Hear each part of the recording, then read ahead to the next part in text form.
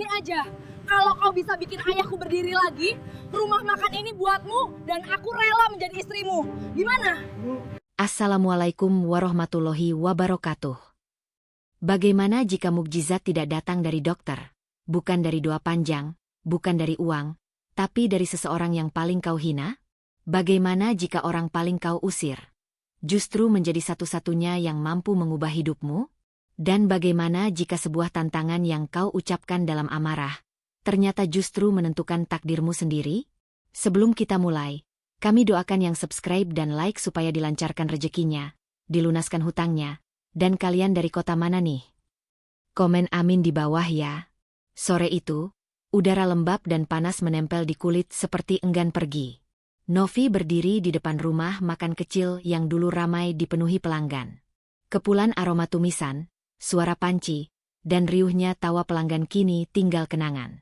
Yang tersisa hanya meja-meja kosong dan kipas angin tua yang berdecit seperti menahan napas. Novi, dengan rambut yang ia ikat sembarangan dan wajah lelah, menyeret kotak berisi persediaan bahan masak. Di dalam hatinya ada sesuatu yang mengendap, kelelahan yang sudah bukan lagi fisik, tapi kelelahan batin yang bertahun-tahun tidak pernah memberi dirinya waktu untuk benar-benar bernapas. Di balik jendela kaca rumah makan, terlihat sosok lelaki tua duduk di kursi roda. Harun, ayahnya. Orang yang dulu gagah, aktif, penyayang, kuat, kini tak mampu menggerakkan kakinya sedikit pun. Kursi roda itu seperti simbol yang perlahan mengubur masa depan keluarga mereka. Novi memaksakan senyum saat melihat ayahnya mengangkat tangan memberi isyarat kecil. "Ayah butuh air," tanya Novi dengan suara pelan. Harun tersenyum lemah. "Tidak, ayah hanya ingin melihatmu sebentar." Novi menunduk, menyembunyikan air mata yang hampir jatuh. Ia membenci dirinya sendiri setiap kali merasa lemah. Ia harus kuat. Harus menjadi penopang keluarga. Harus menjadi seseorang yang tidak pernah menyerah. Namun kenyataan tidak pernah memberi jeda. Ayahnya kembali mengalami kekambuhan tadi pagi. Nyeri yang menusuk tulang belakang membuat Harun terhuyung di kursi rodanya. Dokter memberi jawaban yang sama seperti tahun-tahun sebelumnya. "Kami sudah mencoba semua pemeriksaan. Tidak ada penyebab pasti. Tidak ada yang bisa dilakukan." Kalimat itu seperti mantra kutukan yang terus diulang, menutup semua pintu harapan. Novi menarik napas panjang, hendak mengangkat kotak lain, ketika dari kejauhan terdengar suara gesekan plastik dan langkah berat menyeret di jalanan. Ia mengerutkan kening. Dari ujung jalan muncul seorang pria muda lusuh. Rudy, pemulung yang sering terlihat mendorong gerobak di area itu. Pakaian compang-camping, celananya kotor tanah, dan auranya tampak seperti seseorang yang sudah lama kehilangan tempat pulang. Wajahnya dipenuhi debu, rambutnya berantakan, namun matanya justru tenang, seolah membawa terlalu banyak cerita yang disembunyikan. Rudy berhenti tepat di depan rumah makan. Ia berdiri ragu, menggenggam tas lusuh yang entah berapa tahun umurnya. Ada sesuatu dalam tatapan itu, antara takut, segan, namun juga ada rasa familiar seakan ia pernah mengenal tempat itu. "Mbak, boleh saya?" Novi belum membiarkannya selesai. Emosinya meledak begitu saja, tanpa filter. "Pergi," bentaknya keras, membuat beberapa orang menoleh. "Jangan dekat-dekat sini. Aku lagi sibuk." Rudy mengangguk pelan, wajahnya menunduk. Ia tidak marah, hanya tampak sedih. Namun ia tidak bergerak pergi. Novi semakin kesal. "Hei, kau Tulia? Pergi."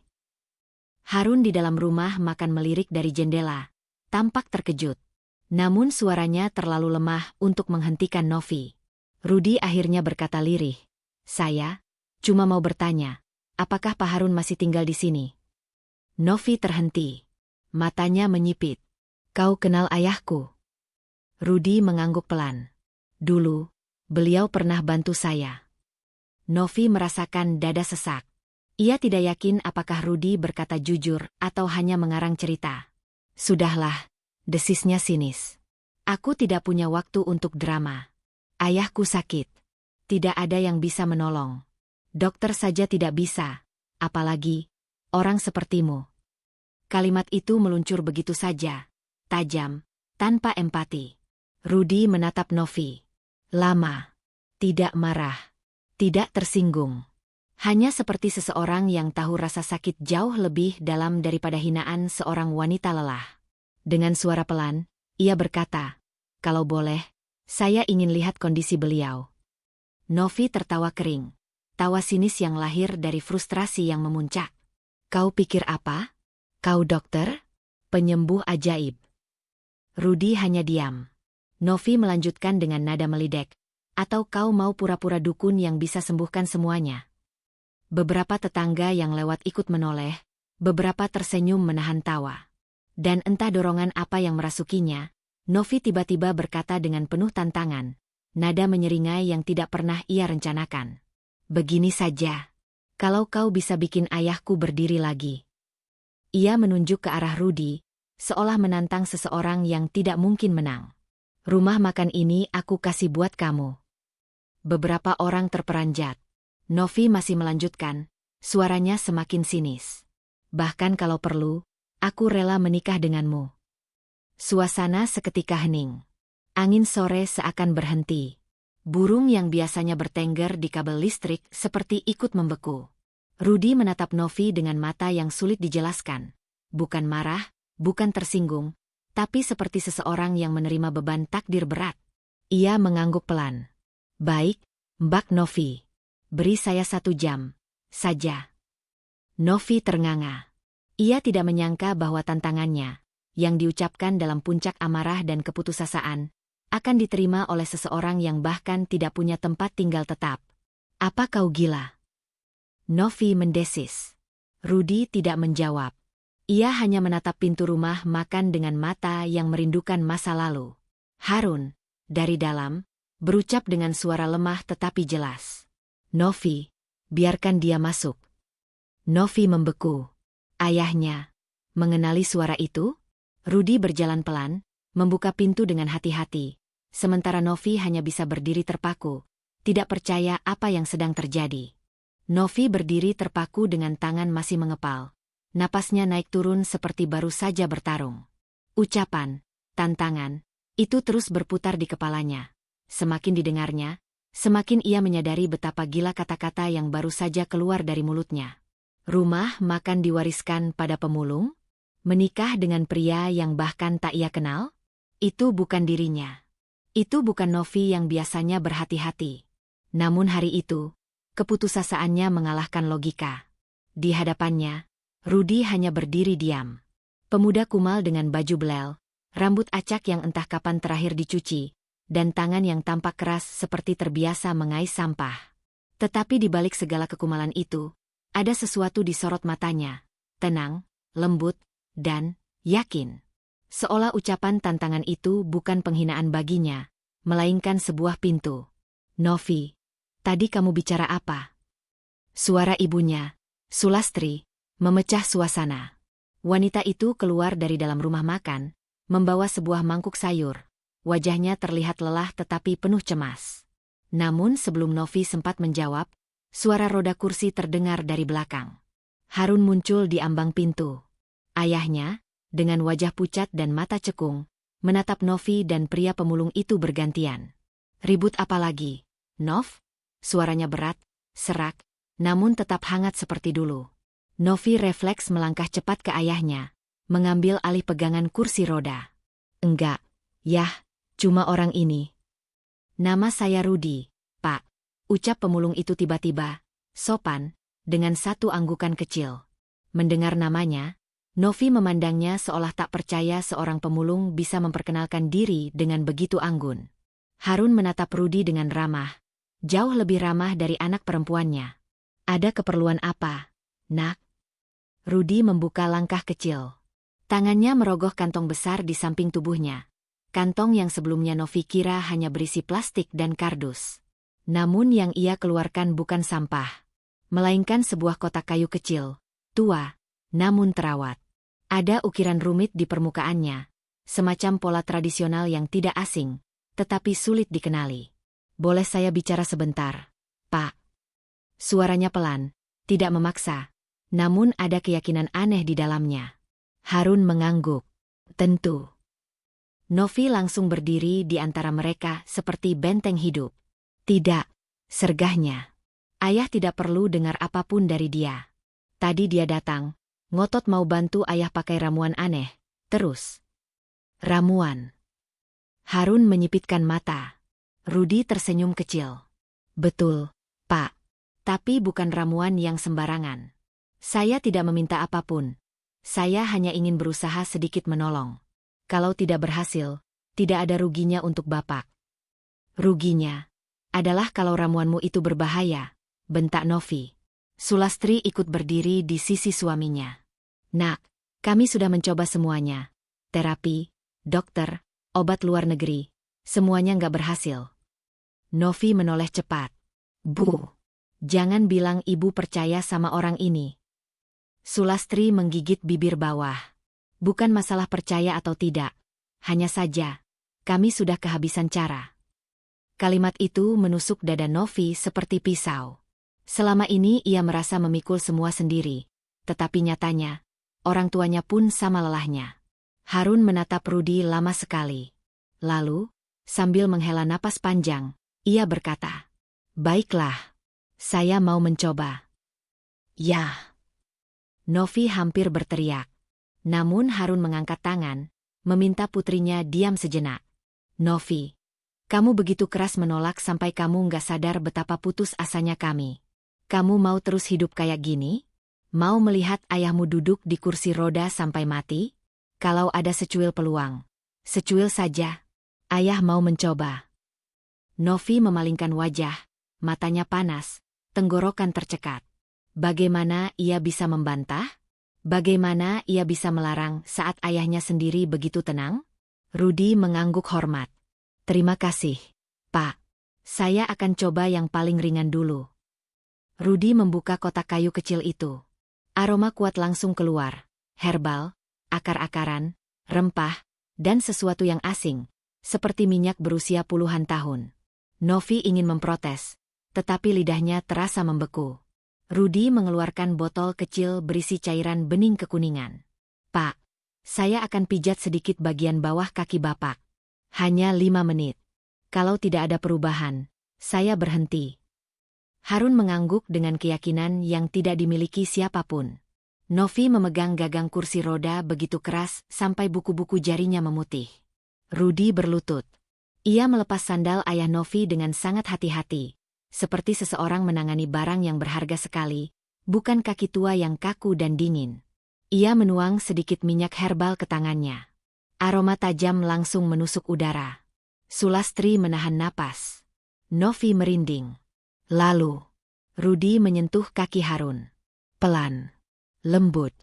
Namun gerakannya terarah, seperti seseorang yang sudah melakukan ini ribuan kali. Tekanan jarinya tepat di titik syaraf yang selama ini tidak pernah disentuh oleh terapis manapun. Harun menutup mata. Hangat. "Terasa, Pak?" tanya Rudi, suaranya tetap tenang. "Ya, rasanya mengalir." Novi tersentak. Ayahnya tidak pernah lagi merasakan hangat sejak kelumpuhannya.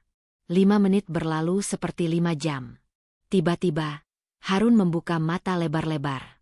"Kakiku seperti ditusuk-tusuk kecil, seperti ada listrik." "Biarkan, Pak. Itu bagus," kata Rudi tanpa panik. Novi menunduk, memegangi ayahnya keras-keras. "Yah? Yah? Sakit?" "Tidak, bukan sakit, tapi aku bisa merasakannya, Nov."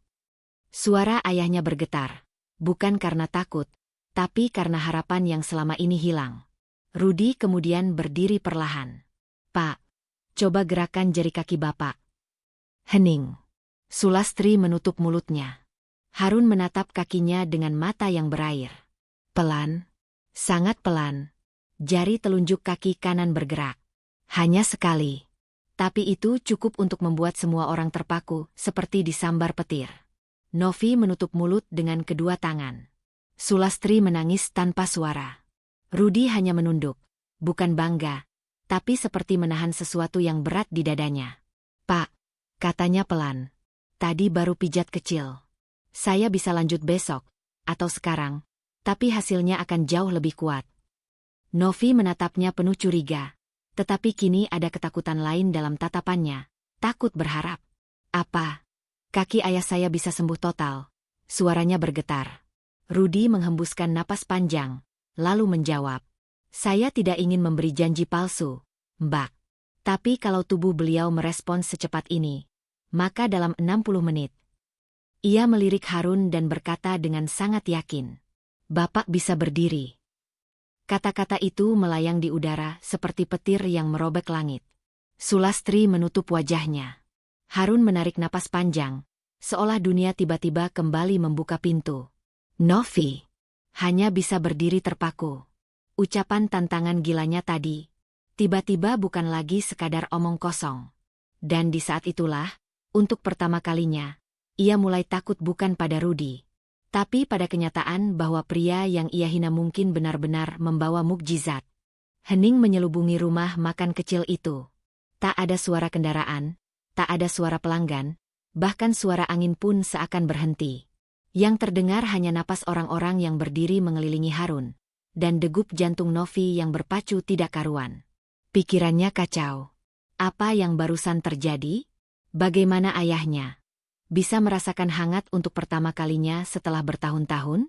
Bagaimana jari kaki yang selama ini mati, tak bereaksi terhadap sentuhan atau tusukan jarum, tiba-tiba bergerak? Novi menggigit bibir sampai terasa asin. Takut, cemas. Namun jauh di dasar hatinya, muncul sesuatu yang lebih menakutkan dari semua itu.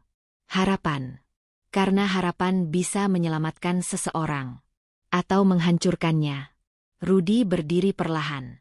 Ia mengusap tangannya dengan kain lap lusuh, lalu meraih napas seolah sedang menenangkan dirinya sendiri. Kita lanjut, katanya singkat. Sekarang.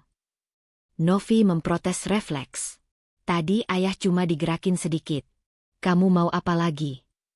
Rudi menatapnya. Tatapannya tidak marah, tidak tersinggung. Hanya dalam. Tatapan seseorang yang membawa beban yang tidak ditunjukkan. Saya mau menepati ucapan saya, Mbak Novi. Perubahan tadi bukan kebetulan. Harun mencondongkan tubuhnya sedikit. Novi, biarkan. Novi langsung menggenggam pegangan kursi roda. Tapi, yah, kalau nanti ayah kenapa-napa? Kalau ini cuma efek sementara? Atau lebih parah, manipulasi? Rudi tak berkedip. Saya tidak akan menyentuh seorang lansia kalau saya tidak yakin 100% dengan apa yang saya lakukan. Ada wibawa aneh dalam kalimat itu. Wibawa yang tidak mungkin lahir dari seorang pemulung. Sekujur tubuh Novi merinding tanpa alasan. Sulastri memecah ketegangan. Rudi, kamu butuh apa untuk lanjut? Ia bertanya dengan suara gemetar penuh harapan. Rudi membuka kotak kayunya sekali lagi. Isi kotak itu lebih dari sekadar ramuan. Ada beberapa gulungan kain putih, 2 botol kecil lain dengan warna berbeda, dan sebuah benda mirip logam bulat tipis dengan ukiran tua. Mbak Novi, katanya sambil memandang langsung ke arah Putri Harun. Boleh tolong ambilkan air panas? 1 mangkuk saja. Novi melotot. Ngapain? Untuk membuka sirkulasi. Kalau saya lakukan tanpa media panas, Bapak bisa pingsan karena syok. Kata-kata itu masuk akal. Teror pun semakin menipis, digantikan rasa bingung. Sulastri mengangguk cepat dan bergegas masuk mengambil air. Novi belum bergerak. Rudi menatapnya sekali lagi. Tenang. Lembut. Tapi ada ketegasan di baliknya. Seperti seseorang yang sangat jarang berkata bohong.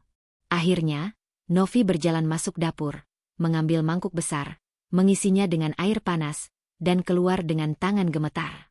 Ia menaruh mangkuk itu di meja. Rudi tersenyum kecil. Terima kasih, Mbak. Senyum itu sederhana, tapi membuat dada Novi bergetar aneh. Bukan karena suka, tapi karena senyum itu. Jujur. Senyum seseorang yang tidak punya niat jahat. Proses kedua pun dimulai. Rudi menuang cairan dari botol kedua. Warnanya lebih gelap, aromanya lebih kuat. Ia mencelupkan kain putih kecil ke air panas, memerasnya, lalu meletakkannya di betis Harun. Akan sedikit hangat, Pak. Harun mengangguk, dan ketika kain itu menempel. Harun mengerang, tapi bukan kesakitan, lebih seperti keterkejutan. "Rudy, rasanya seperti ada semut kecil jalan," katanya dengan mata melebar. "Itu tanda bagus, Pak." Tangan Rudy bekerja cepat, terampil, terlatih. Ia memijat titik-titik tertentu yang bahkan Novi tak pernah lihat dari fisioterapis profesional yang biasa menangani ayahnya. Tekanannya konsisten. Gerakannya presisi. Ia seperti tahu persis apa yang sedang ia cari. Setiap sentuhan membuat tubuh Harun bereaksi. Jari kaki yang tadi bergerak sekali, kini mulai bergerak 2 kali. Lalu 3. Lalu, lebih kuat. Novi menahan napas. Sulastri menutup mulutnya. Harun menggenggam lengan kursi roda. "Aku bisa merasakannya lebih jelas." Hangatnya naik sampai ke paha. Rudy hanya menjawab singkat, "Itu tujuan saya." Kedua kaki Harun menyentuh tanah. Tidak roboh, tidak melesak, tidak lemas. Mereka menopang tubuhnya. Harun menggigil, wajahnya pucat, dan tangannya mencengkeram pegangan kursi. Rudy memegang kedua sisi tubuh Harun agar tidak jatuh. "Pak, rasakan telapak kaki Bapak," bisiknya. Harun menunduk. Napasnya kacau, tak percaya, sebelum ia berkata, "Aku berdiri." Air mata mengalir dari matanya. "Aku berdiri. Aku berdiri, Novi. Novi, ayah berdiri." Sulastri menjerit bahagia sambil jatuh berlutut. Novi menutup wajahnya sambil menangis keras. Air mata syok, bahagia, bingung, semuanya bercampur jadi satu. Dan Rudy hanya menatap Harun dengan raut sedih. Ada beban berat di balik keberhasilannya. Seolah keajaiban itu bukan hadiah, melainkan kutukan yang harus ia tanggung. Namun satu hal jelas. Dalam 60 menit, ayah Novi berdiri kembali. Dan hidup mereka tidak akan pernah sama lagi.